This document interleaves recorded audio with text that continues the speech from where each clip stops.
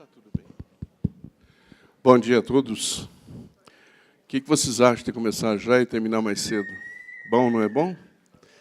Então vamos começar já? Se você se dispuser a ficar, vai ser muito bom. Já convenci o casal que estava indo, falei, eu levo vocês embora, mas não me deixe sozinho aqui. Aí eles vão ficar. Que bom. Eu quero convidá-lo e convidá-la a abrir sua Bíblia em Mateus, capítulo 24. Eu vou falar sobre um assunto que dificilmente nós pregamos, dificilmente se falam nas igrejas hoje em dia, tá?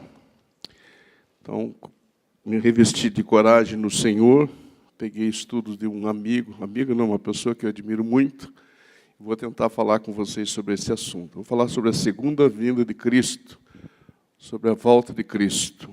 Creio que vai ser um tempo bom, se Deus assim o permitir. Capítulo 24 de Mateus. É um texto longo, eu tenho que ler todo ele. Vou tentar ler bem devagar, para que a gente possa acompanhar. Posso ler? Eles vão projetar na tela uma versão bem parecida com aquela que eu vou usar, da Revista Atualizada. Posso ler? Tudo bem? Vamos lá, então. Diz assim: tendo Jesus saído do templo, ia se retirando quando se aproximaram dele os seus discípulos para lhe mostrar as construções do templo. Ele, porém, lhes disse: não vedes tudo isto? Em verdade vos digo que não ficará aqui pedra sobre pedra que não seja derribada. Na minha Bíblia, a partir desse texto, a partir desse versículo que eu vou ler agora, existe um título em negrito que diz o princípio das dores. E está escrito assim a partir do versículo 3. No Monte das Oliveiras, achava-se Jesus assentado, quando se aproximaram dele os discípulos, em particular, e lhe pediram: dize-nos quando sucederão estas coisas, e que sinal haverá da tua vinda e da consumação do século. E ele lhes respondeu: vede que ninguém vos engane, porque virão muitos em meu nome, dizendo, eu sou o Cristo, e enganarão a muitos. E certamente ouvireis falar de guerras e rumores de guerras. Vede, não vos assusteis, porque é necessário assim acontecer, mas ainda não é o fim. Porquanto se levantará nação contra nação, reino contra reino, e haverá fomes e terremotos em vários lugares. Porém, tudo isto é o princípio das dores. Então, sereis atribulados e vos matarão. Sereis odiados de todas as nações por causa do meu nome. Nesse tempo, muitos hão de se escandalizar, trair e odiar uns aos outros. Levantar-se-ão muitos falsos profetas e enganarão a muitos. E por se multiplicar a iniquidade, o amor se esfriará de quase todos. Aquele, porém, que perseverar até o fim, esse será salvo. Versículo 14 diz: e será pregado este evangelho do reino por todo o mundo, para testemunho a todas as nações. Então virá o fim. Próximo grupo de versículos, o título é a grande tribulação. Diz assim: quando, pois, virdes o abominável da desolação, de que falou o profeta Daniel no lugar santo, quem lê entenda, então os que estiverem na Judéia fujam para os montes. Quem estiver sobreirado, não desça a tirar de casa alguma coisa. E quem estiver no campo, não volte atrás para buscar a sua capa. Ai das que estiverem grávidas e das que amamentarem naqueles dias. Orai para que a vossa fuga não se dê no inverno, nem no sábado, porque nesse tempo haverá grande tribulação, como desde o princípio do mundo até agora não tem havido e nem haverá jamais. Não tivessem aqueles dias sido abreviados, ninguém seria salvo, mas por causa dos escolhidos, tais dias serão abreviados. Então, se alguém vos disser, eis aqui o Cristo, ou ei-lo aqui, ei-lo ali, não acrediteis.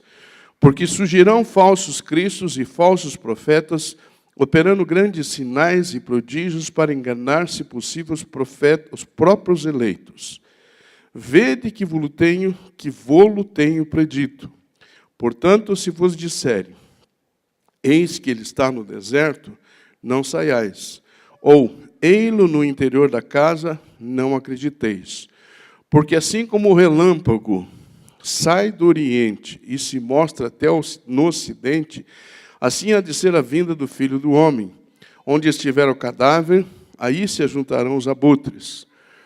Próximo grupo de versículos, o título é A Vinda do Filho do Homem. Logo em seguida, a tribulação daqueles dias, o sol escurecerá, a lua não dará sua claridade, as estrelas cairão do firmamento e os poderes dos céus serão abalados. Então aparecerá no céu o sinal do Filho do Homem, todos os povos da terra se lamentarão e verão o Filho do Homem vindo sobre as nuvens do céu, com poder e muita glória.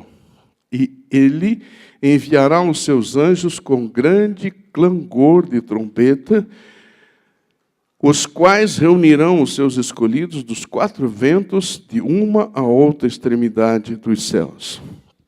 O restante do texto eu vou ler conforme nós formos caminhando no estudo. A minha leitura não está muito boa, que ontem fui fazer uma visita com a dona Deis e esqueci meu óculos, lá em Jataizinho. Você acredita nisso? Vou ter que ir em Jataizinho buscar meu óculos. Então eu peguei o reserva, e o reserva não é tão bom assim. Então, às vezes, embaralha aquilo que eu estou lendo. Mas, se Deus quiser, vai dar tudo certo. Muito bem. Por que nós, muitas vezes, não pregamos a respeito da segunda vida, ou evitamos a pregação sobre a segunda vinda? Eu não sei se você sabe, eu creio que você deve saber, existem teorias diferentes. Por exemplo, existe uma teoria a respeito do milênio que consta de Apocalipse. Existem pelo menos 3 correntes principais: a pré-milenista, a amilenista e a pós-milenista. Tem aqueles que são os pré-dispensacionalistas e assim por diante. Por que existem essas dúvidas se o milênio é literal ou não é literal? Então, muitas vezes a gente evita de pregar, ou as pessoas evitam de pregar, porque ele é dessa corrente, ele é daquela corrente, ele é daquela outra corrente. Então eu pensei o seguinte: puxa vida, a gente não tem falado sobre isso. E eu creio que esse é um assunto fundamental para a igreja em nossos dias, pelo que nós estamos vendo. Então, queridos, eu me arrisco a fazer esse estudo, porém não é meu estudo. O estudo é do reverendo Hernandes Dias Lopes. Eu fui buscar e peguei alguns estudos dele, compilei aquilo que ele falou e estou tentando trazer para vocês uma coisa mastigada a respeito desse assunto. Como eu confio nele como um bom teólogo, um cara equilibrado, uma pessoa que realmente é abençoada por Deus, eu vou seguir os passos dele, tá bom? Então, não é meu estudo. Eu preparei, mudei aqui, mudei ali, mas se você for lá nos materiais do reverendo Hernandes, você vai ver que está lá esse estudo em várias pregações que ele tem, tá bom? Então, esta é a fonte do estudo nessa manhã. Muito bem. A segunda vinda de Cristo, ele é o assunto mais enfatizado na Bíblia. Para que vocês tenham uma ideia, a primeira vinda de Cristo, nós temos em torno de 200, 300 referências na Bíblia. A primeira vinda, quando Jesus veio e se encarnou. Primeira vinda, 300 referências. Em relação à segunda vinda, nós temos 8 vezes mais referências. Isso quer dizer que nós temos 2.400 referências sobre a segunda vinda de Cristo. Não parece, né? Às vezes a gente fica restrito a aí 2 ou 3 textos principais, mas há várias citações na Bíblia que falam a respeito desse episódio que está para acontecer. A segunda vinda de Cristo é um assunto que ele é distorcido e desacreditado. Muita gente faz de tudo para que nós desacreditemos disso. Muitos falsos mestres dizem que Jesus não voltará. Outros mestres, que se aproximam às vezes também disso, eles dizem que existe uma data já marcada para a volta de Jesus. Fazem contas, principalmente com Daniel, lá a 9 de Daniel, fazem contas, vai acontecer em tal ano. Ninguém sabe disso. Jesus falou que nem ele sabe. Só o Pai sabe a data em que ele virá. Pelo menos é o que o Senhor Jesus diz. Ainda há outros que dizem que creem, mas vivem uma vida como se ele nunca fosse voltar. E eu quero, com todo respeito, olhar para você e perguntar, qual grupo você pertence? Daqueles que acham que Jesus não vai voltar, daqueles que já marcaram uma data, e vai ser daqui 100 anos, daqui 200 anos, daqui 1000 anos, ou amanhã, ou daqueles que dizem que creem, mas vivem uma vida como se não crescem. Eu vou te ajudar. Nenhum e nem outro. Eu creio que você faz parte do grupo que crê e que está se preparando para a volta do Senhor. Está vigiando para aquele dia em que Ele virá nos buscar. É isso que nós temos que perseguir em nossa vida. Estamos preparados para quando Ele vier. Eu vou te dar algumas dicas. É estudo, então eu preciso fazer isso de uma forma didática para te mostrar. Pensei até fazer PowerPoint para colocar na parede, mas levantei 5 e pouco da manhã, não deu tempo de fazer PowerPoint. Então, eu vou falando, você vai guardando, tá bom? Muito bem. O que nós precisamos saber para que nós estejamos preparados? O que é necessário que nós saibamos? Então, o primeiro tópico que eu estou usando é o seguinte: quais são os sinais da vinda de Cristo? Pelo texto que nós lemos. Quais são os sinais que nós podemos ter da vinda da segunda volta de Jesus, da segunda vinda? O primeiro, queridos, é a evangelização. Isso não quer dizer que seja nessa ordem. Eu usei essa ordem, mas pode ser outra ordem. A primeira é a evangelização. Eu vou ler o texto para você, você veja aí, versículo 14. Versículo 14, põe na tela para mim o 14. 24, 14 de Mateus.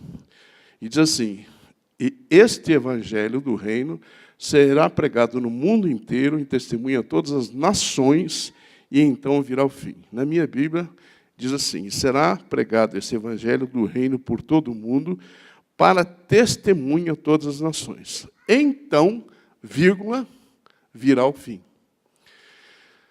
O que o texto está nos dizendo, que o Senhor está nos dizendo, é que a evangelização precede a segunda vinda. É por causa da evangelização que Jesus virá? Não só por isso.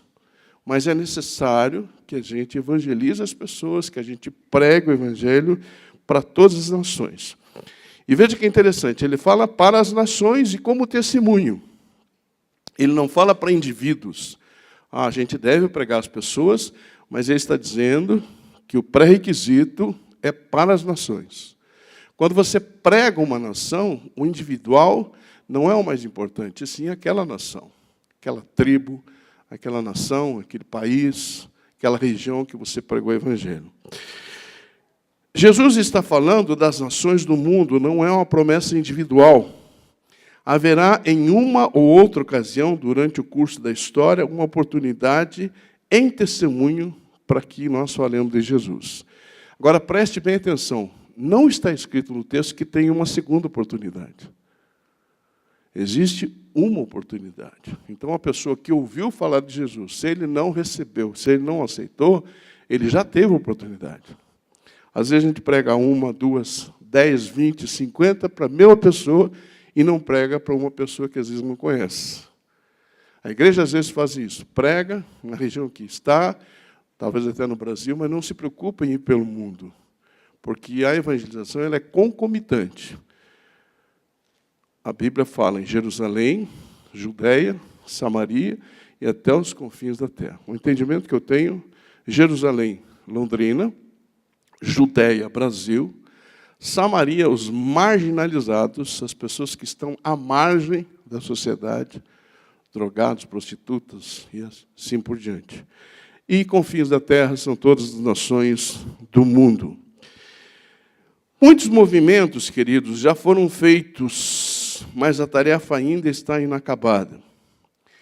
Hoje, existem movimentos maciços em todo o mundo, de várias agências missionárias, de vários órgãos, que tentam pregar o evangelho através dos diferentes meios de comunicação. através da internet, através do rádio, através da televisão. Se você olhar hoje no Brasil, nós estamos recebendo de forma massificada o Evangelho.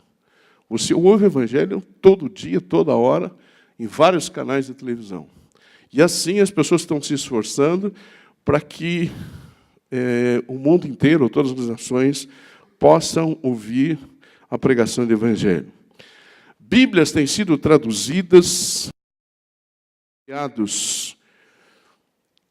isso tudo pode apressar, pode antecipar, pode trazer mais rapidamente a volta do Senhor. Mas não é a única condição. Eu me lembro que estive na Turquia, acho que eu já contei isso na igreja. Eu disse que eu estava conversando com um pastor irlandês, que estava à frente de uma igreja em Esmirna. Hoje o nome é Izmir, né? Não tem Esmirna, é Izmir. I-Z-I-M-I-R.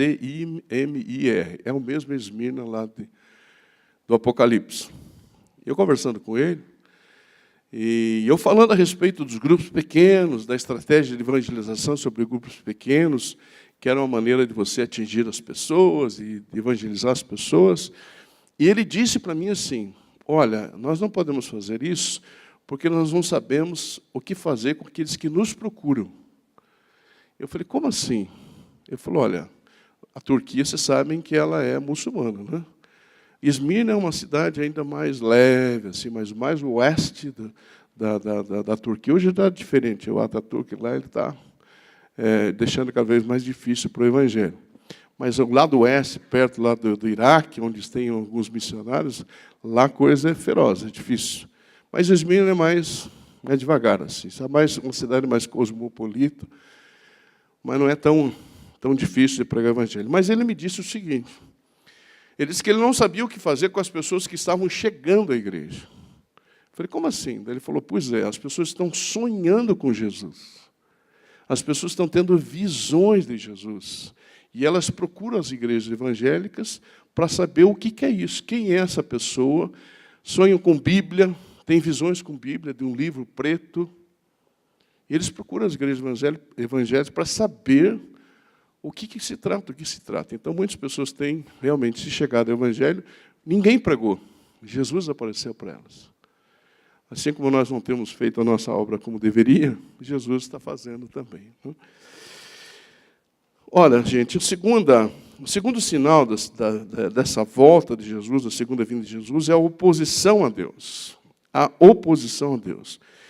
E a primeira vai acontecer a tribulação com os crentes. Eu quero ler o versículo 9, 10, 21 e 22. 9 diz assim, então, sereis atribulados e vos matarão. Sereis odiados de todas as nações por causa do meu nome. Versículo 10 diz, nesse tempo, muitos hão de escandalizar, trair e odiar uns aos outros. Versículo 21, não tivessem aqueles dias sido abreviados, ninguém seria salvo, mas por causa dos escolhidos, tais dias serão abreviados. Então, se alguém vos disser, eis aqui o Cristo, ou ele ali, não acrediteis. Muito bem. A segunda vinda de Cristo será precedida por um tempo de profunda angústia, de sofrimento e de dor. A perseguição religiosa, como está no versículo 9 e 10, ela tem estado presente em toda a história do cristianismo. O começo foram os judaizantes que perseguiam os cristãos. Depois, os romanos, a intolerância romana, os governos, estou olhando pela história, tá? Os governos totalitários, o nazismo, o comunismo, o islamismo, as religiões extremistas têm perseguido os cristãos durante a história da humanidade. E principalmente depois do advento de Jesus Cristo. Sempre houve perseguição do povo de Deus.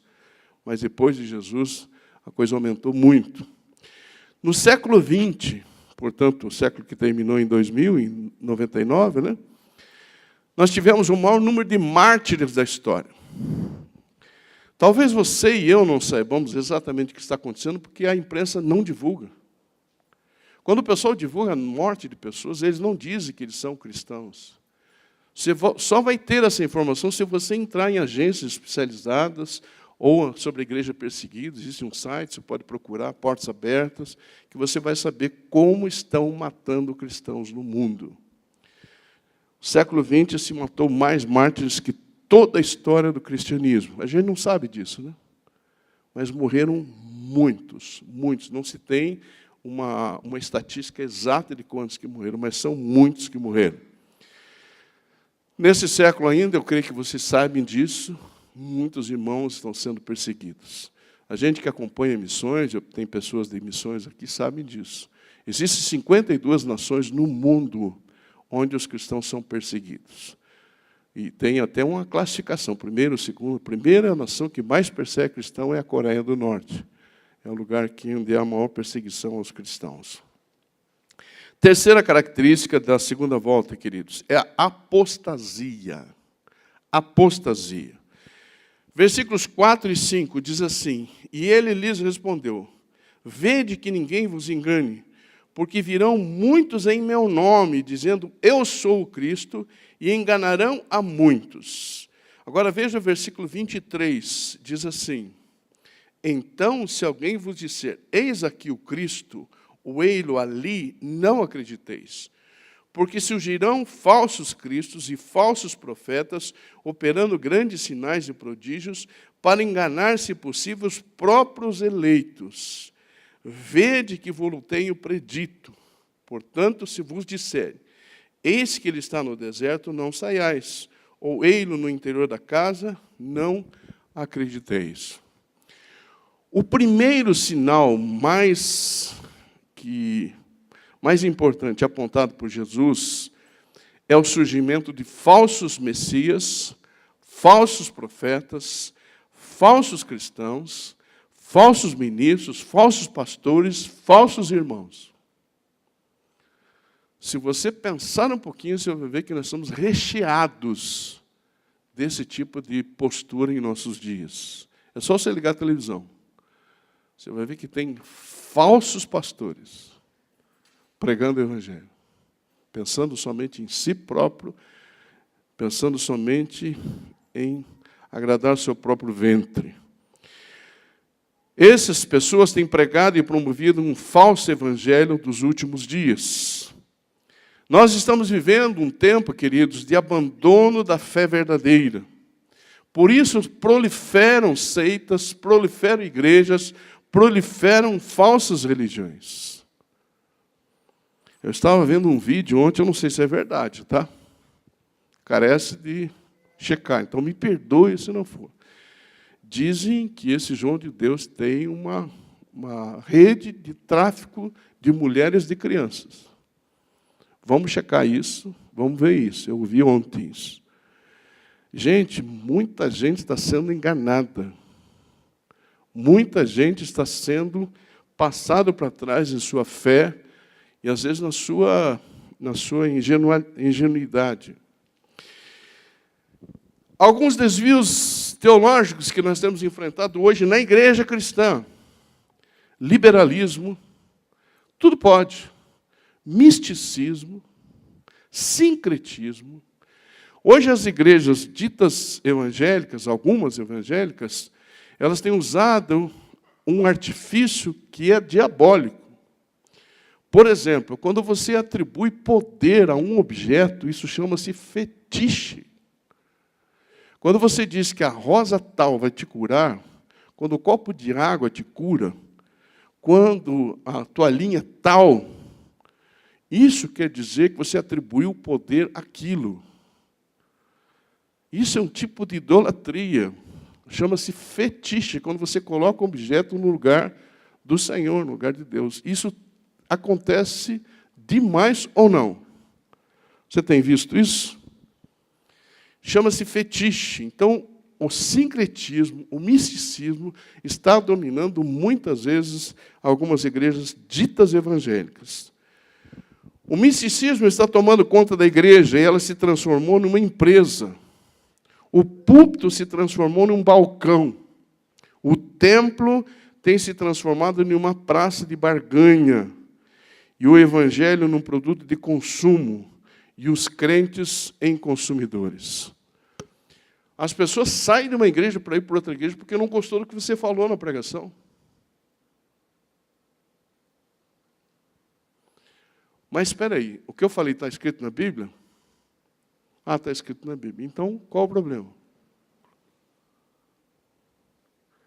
As pessoas hoje são consumidoras, é que nem um buffet evangélico. Cara, aqui serviu o que eu quero, eu fico. Ah, não, aqui já não serviu o que eu gosto, então aqui já não vou ficar. Ah, o louvor não me agradou, porque não tocou a música que eu queria.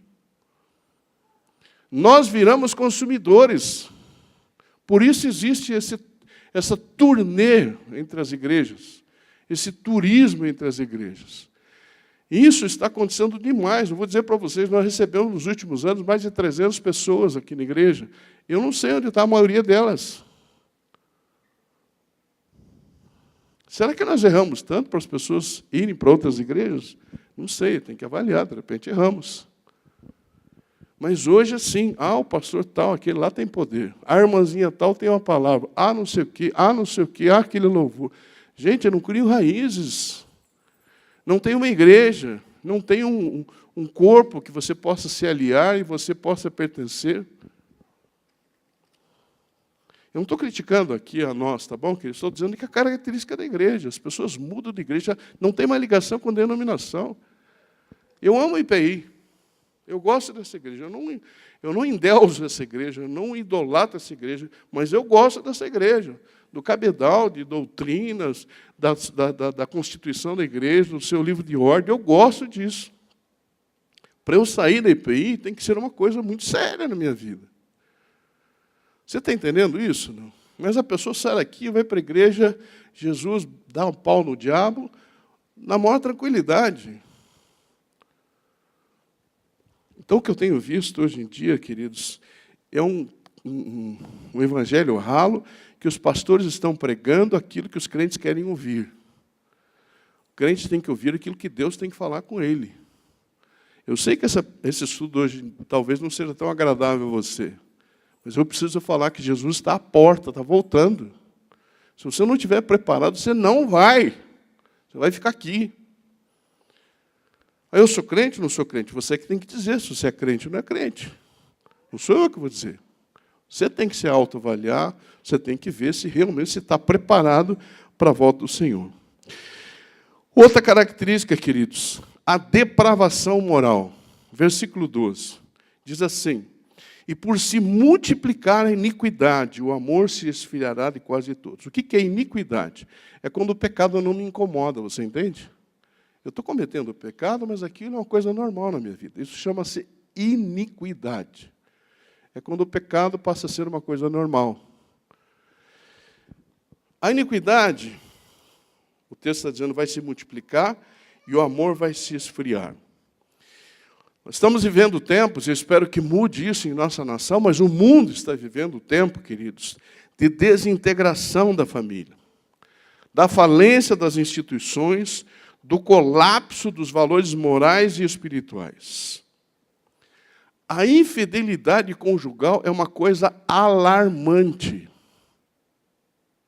Pessoas adulterando e traindo seus cônjuges é uma coisa exageradamente grande. E não é só fora da igreja, é dentro da igreja também. Tá? Separações são feitas por qualquer coisa. Eu não gostei do jeito dela. Ela não cozinha direito, ela não toma banho direito, ele não se veste, ou ele é ruim, ele é mau. É assim, as pessoas se separam por causa disso. 50% dos casamentos hoje dão divórcio. Você sabia disso? 50%, porque a cada 2 casamentos feitos, 1 se divorcia. Isso é trágico. Quando as pessoas se casam. Porque, na maioria das vezes, as pessoas nem se casando estão, se juntam e vão morar juntos.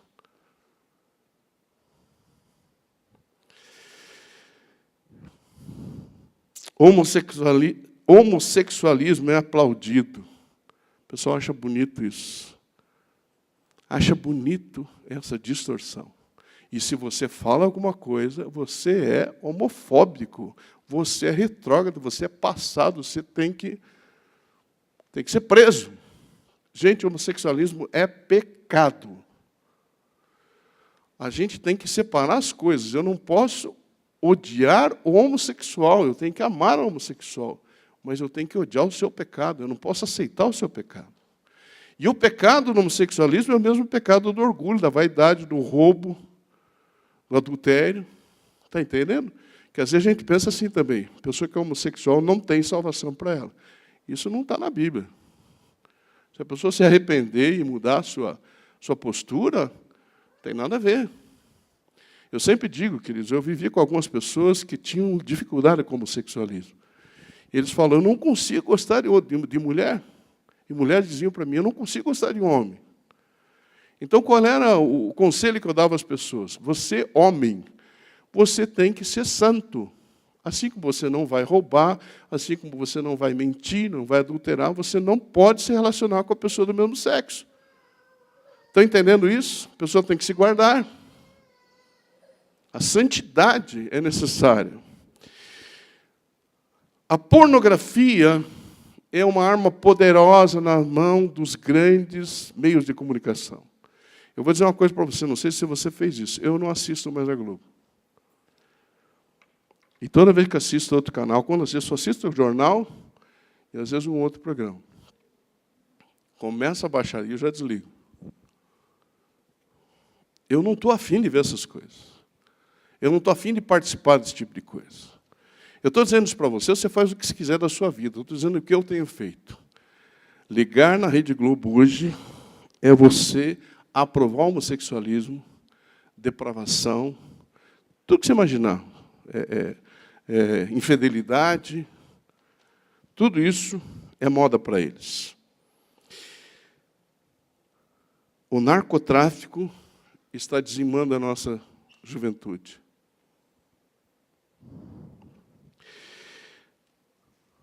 Como podemos ver a depravação moral, queridos? Revolução sexual. Hoje você sabe que a mulher mais bonita do Brasil é um homem e o homem mais bonito do Brasil é uma mulher? Sabia disso? Dizem que a mulher mais bonita, misericórdia, a mulher mais bonita é Pablo Vittar, pelo amor de Deus.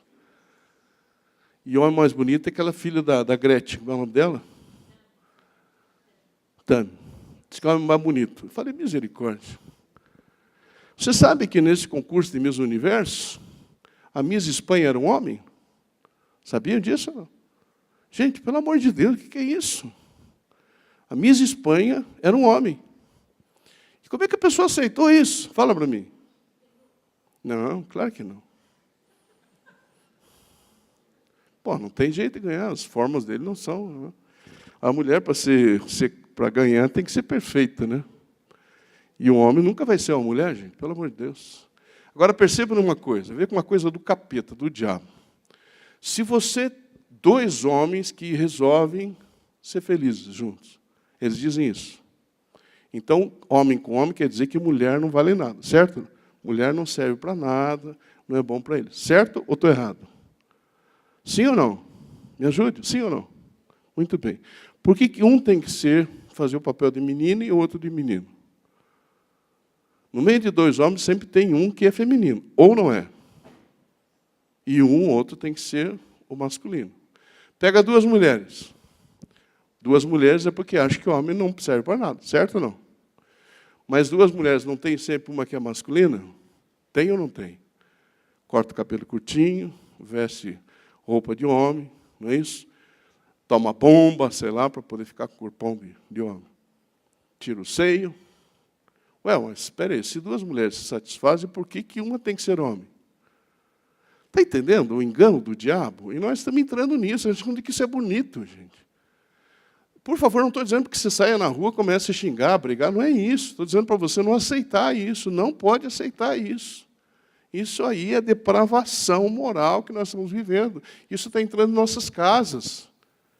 Pensa bem, o meu neto tem 3 anos, eu vou chegar e dizer para ele que ele vai escolher, vai ser menino ou menina? Que história é essa? Como que ele vai escolher o que ele vai ser? Ele é menino. Como é que vai escolher que vai ser menino ou menina? Nós damos um presente de menino para ele.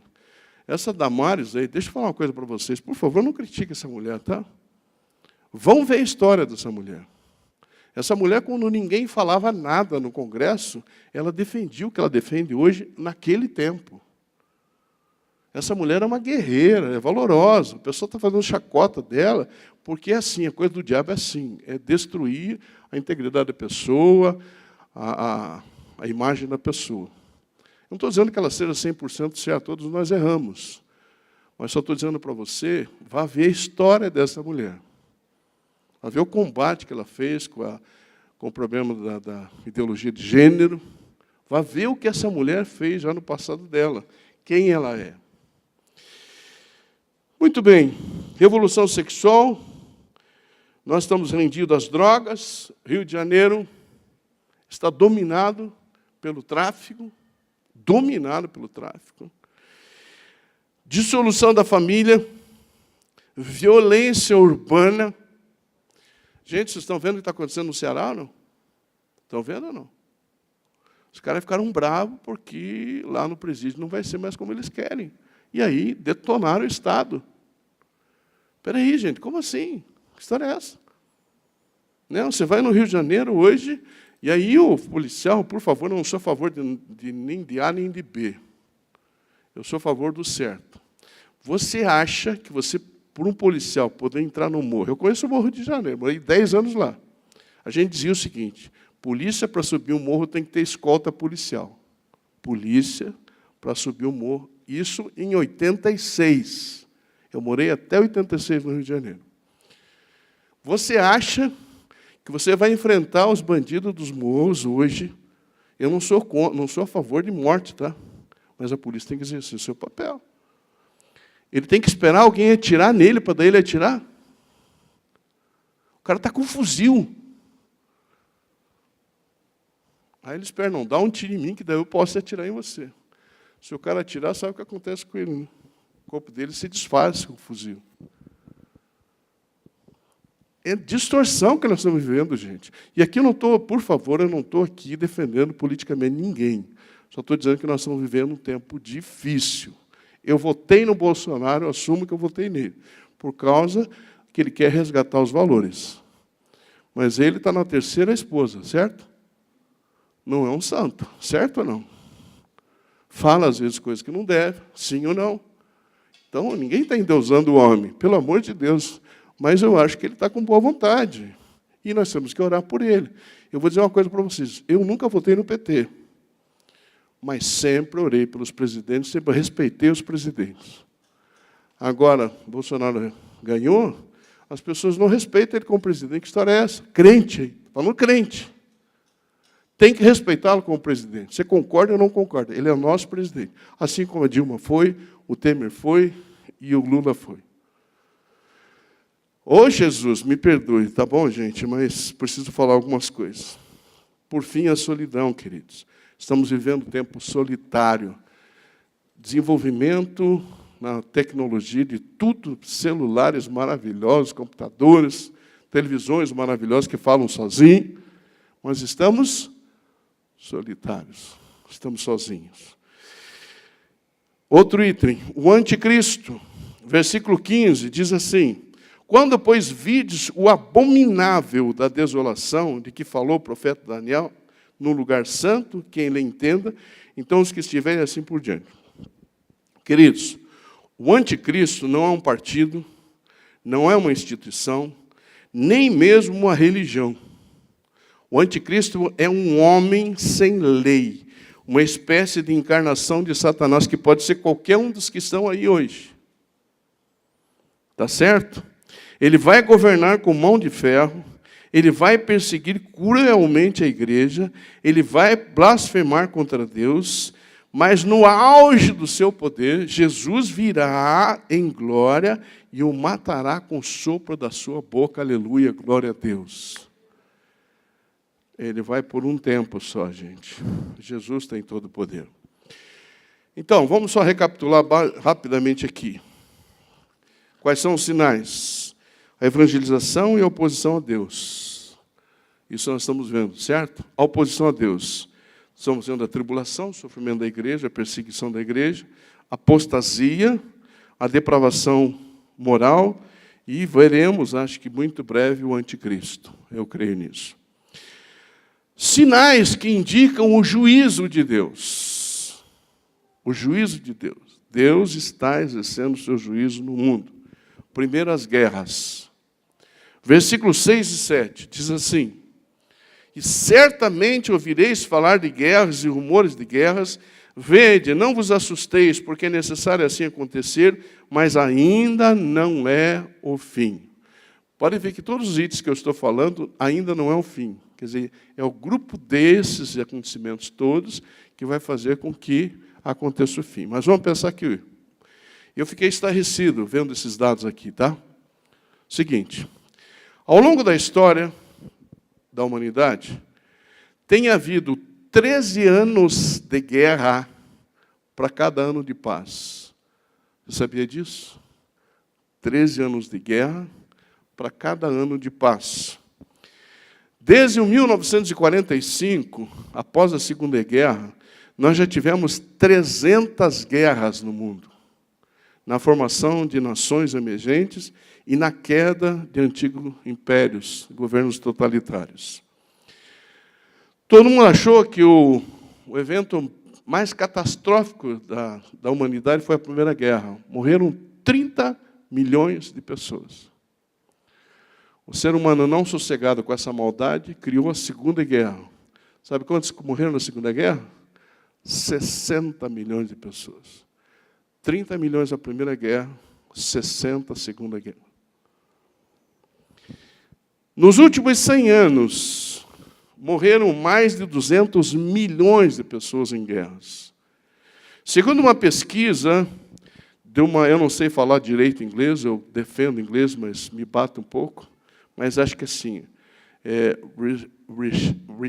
Reshaping International Order Report. Essa instituição, eu fui procurar, ela era muito confiável, ela diz o seguinte: preste atenção nisso, quase 50% de todos os cientistas no mundo estão trabalhando em pesquisas de arma de destruição. Quase a metade de todos os cientistas do mundo estão trabalhando em armas de destruição. Você acredita nisso? Vou te dar outro dado. 40% dos recursos das nações vão para pesquisa e fabricação de armas.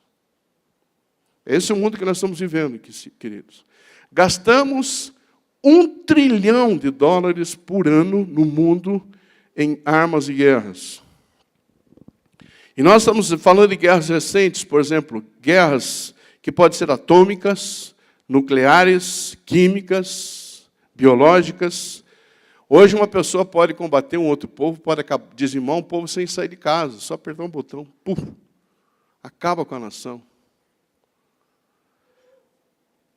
Nós temos visto irmãos lutando contra irmãos, tribo contra tribo. Por exemplo, nos últimos anos, na Albânia, em Ruanda, na Bósnia, em Kosovo, na Chechênia, no Sudão, na Síria, no Oriente Médio e outros países que a gente sabe que existem guerras civis. Eu entendo que o Brasil está numa guerra civil, ou não? Nós estamos numa guerra civil. Nós estamos numa guerra, todo dia morre gente, todo dia assassinado pessoas em nossa nação.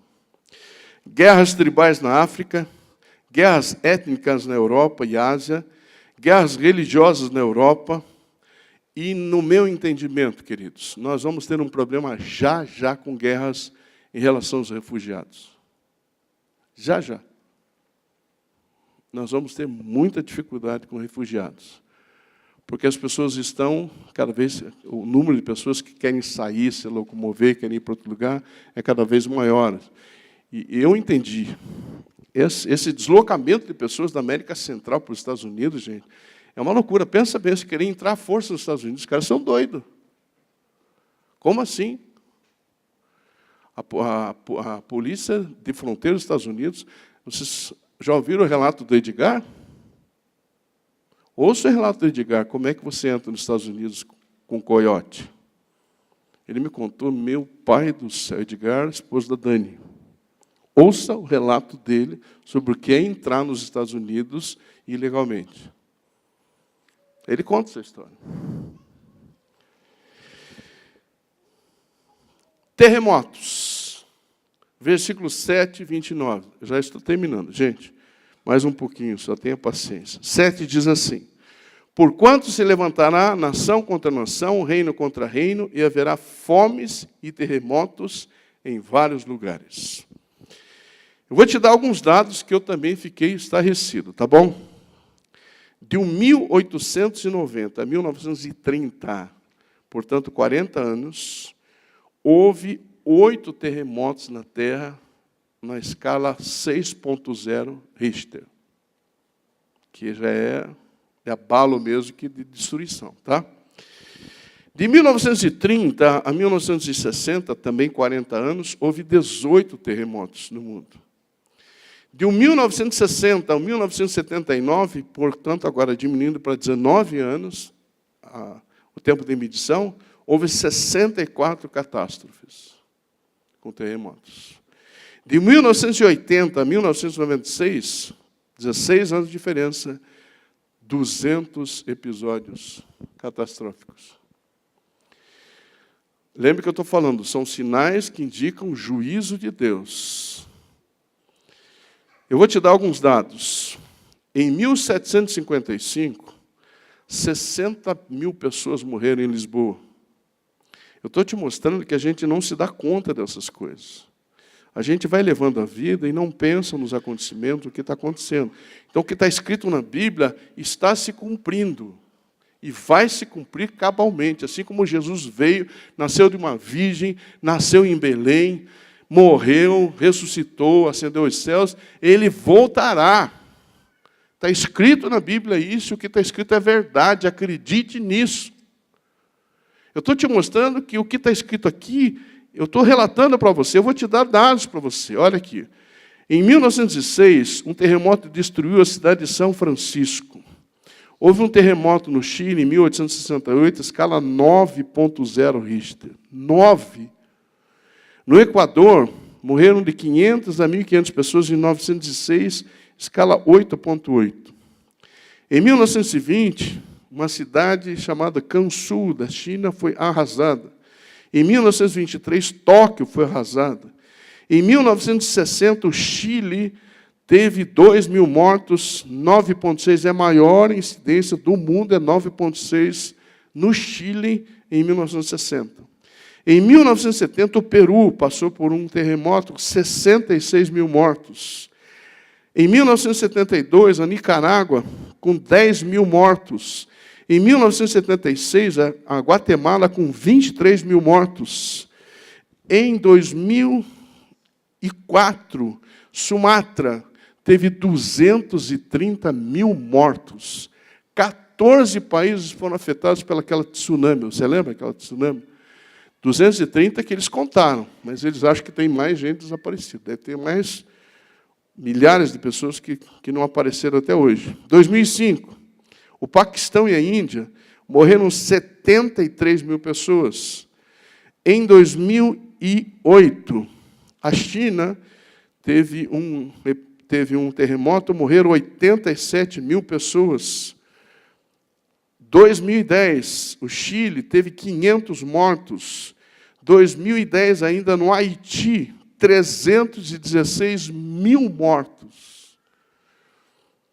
Em 2011, na cidade de Honshu, no Japão, 19 mil mortos. As ondas, porque normalmente esses episódios de terremoto, eles são sucedidos, né, depois do terremoto, vêm os tsunamis. Você tem uma ideia, nessa cidade, as ondas chegaram a 38 metros. Varreu a cidade. 2014. 2004, 2010, 2011, 2015, o Nepal teve 8.900 mortos. Por que eu estou mostrando essas estatísticas para você? Você lembrava disso? Você sabia disso? Não? Com esses detalhes, você sabia quanta gente já morreu por causa de terremotos? Eu, sinceramente, eu sabia que tinha um episódio ou outro no mundo, mas nunca tinha levantado isso. Eu fui na Veja para levantar esses dados são da Veja. Olha, São milhões de pessoas que morreram por causa de terremoto. Eu não estou te assustando. Eu estou te mostrando que os sinais estão visíveis. Os sinais do juízo de Deus estão visíveis. Pelo menos para mim, estão visíveis. Agora, o último item são fomes e epidemias. Fomes e epidemias. Versículo 7 diz: porquanto se levantará nação contra nação, reino contra reino, e haverá fomes. Haverá fomes. A fome é um subproduto das guerras. Como eu disse, nós gastamos por ano $1 trilhão. Dá para alimentar todas as pessoas que passam necessidade no mundo. Eisenhower, é um general americano, ele disse o seguinte: o mundo não está apenas gastando dinheiro em armas. Ele falou isso em 1953. Né? Ele está despendendo, está gastando, está jogando fora o suor dos trabalhadores, a inteligência dos seus cientistas e a esperança das suas crianças. Quando eu vejo as crianças na Síria, gente, eu fico... meu Deus do céu, que essas crianças estão sofrendo na Síria. Não sei se você já tem visto vídeos com as crianças, o que elas têm passado, inclusive com armas químicas. Olha o que Eisenhower disse. Ele disse o seguinte: nós gastamos no único avião de guerra 500 mil sacos de trigo. Para construir um avião, você gasta o equivalente a 500 mil sacos de trigo.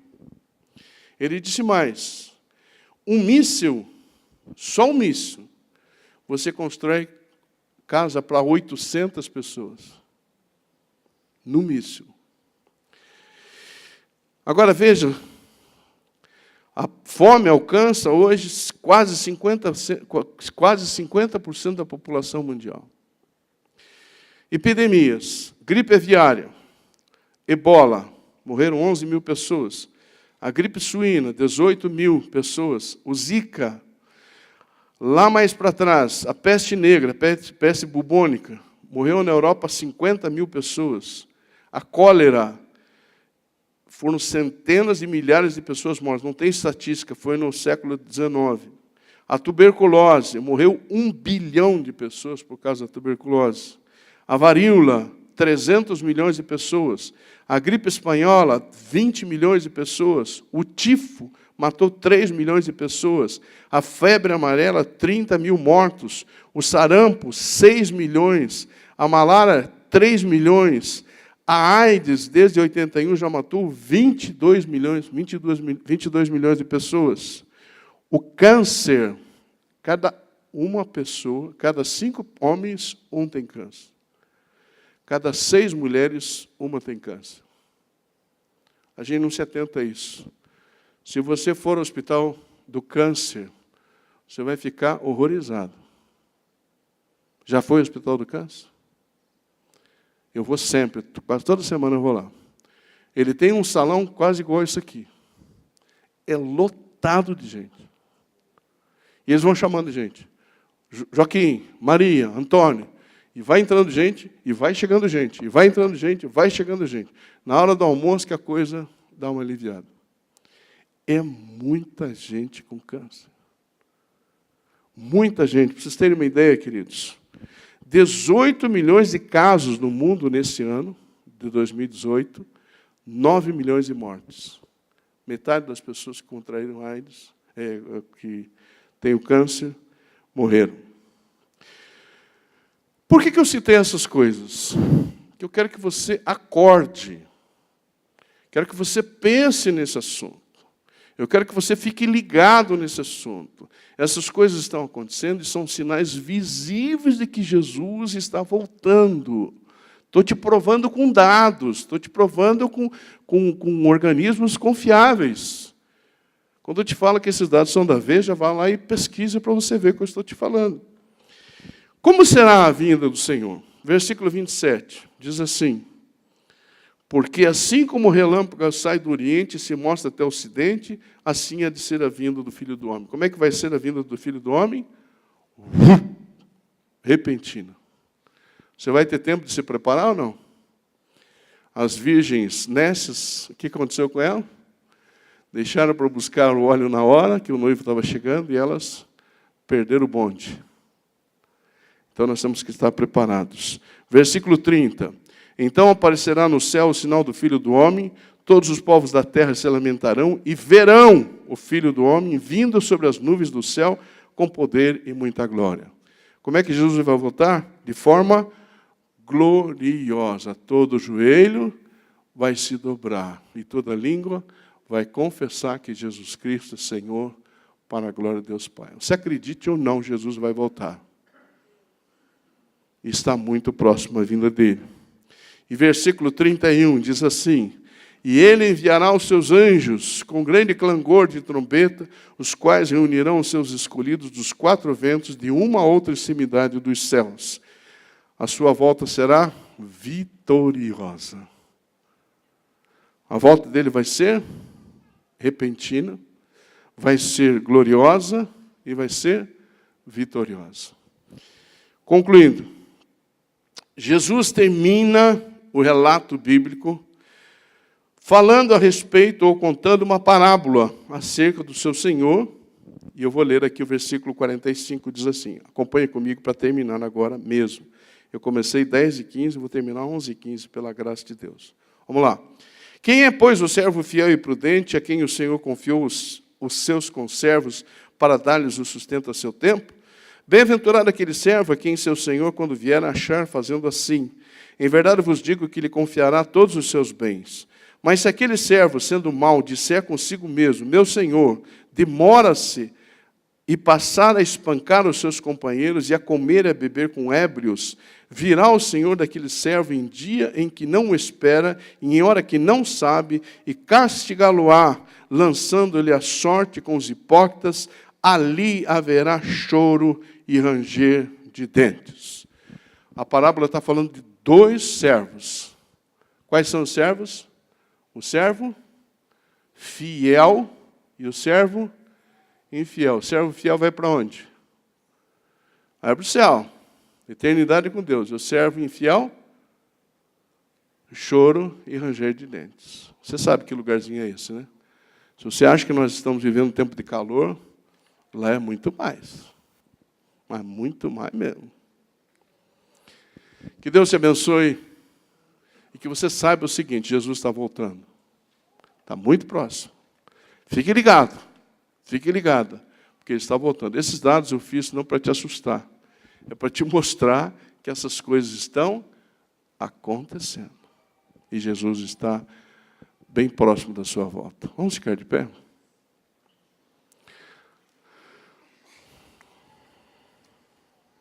Deixa eu orar.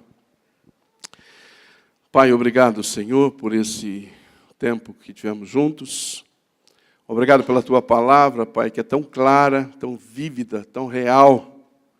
Obrigado, Pai, porque o que está acontecendo no mundo hoje, Senhor Deus, é a prova de que o Senhor está ativo, Senhor.